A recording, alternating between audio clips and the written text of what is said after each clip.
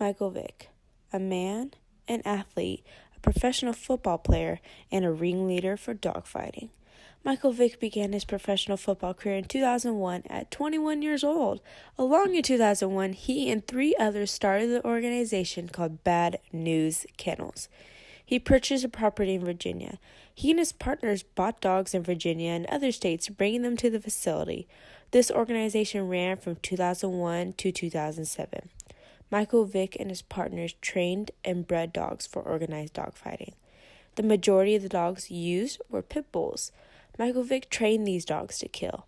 No matter how inhumane and disgusting dogfighting is and will always be, the money received from these events is all Michael Vick and anyone who involves themselves in dogfighting cares about. Money is the motivation. With a gambling ring that has purses that reach up to $26,000, people lose their morals. Michael Vick had plenty of money to live a good life due to him being a professional football player. Why does he need more? Well, it's an addiction of gambling. It's a thrill of gambling and winning money that kept his motivation to continue with the dogfighting. The dogs that bring in the money are the ones who win the fights. So Michael Vick would train these dogs in any way he can to make sure they are winners. What would happen to the dogs that aren't winners? Well, the men didn't stop short of anything cruel. They would choose to either shoot the dog, electrocute him, or hung any who did not put on a good performance. In April of 2007, Michael Vick's dogfighting days were over. Not because of his own will, but because he got caught red-handed. Vick's cousin was arrested on drug charges and gave the police Vick's property address as his own address. When they saw Vick's property and the dogs that were on it, they realized what was happening.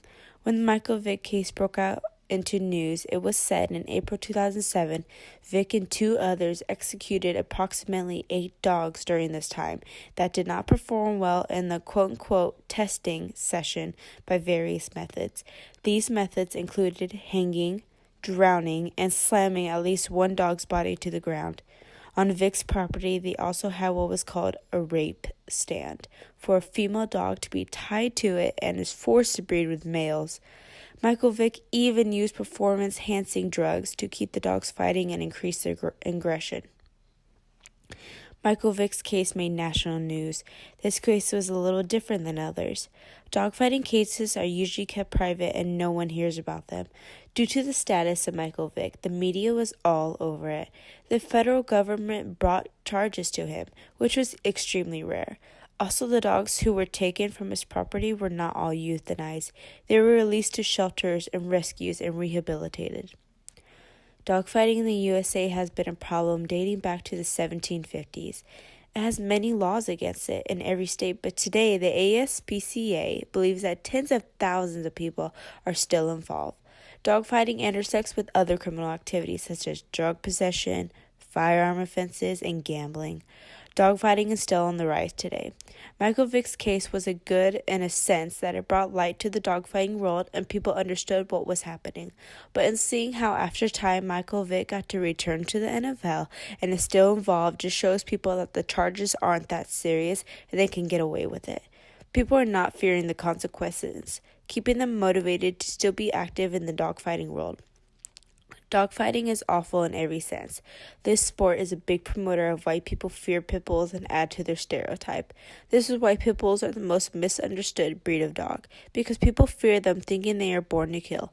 It is people who fight their dogs for money who turn them into something they are not.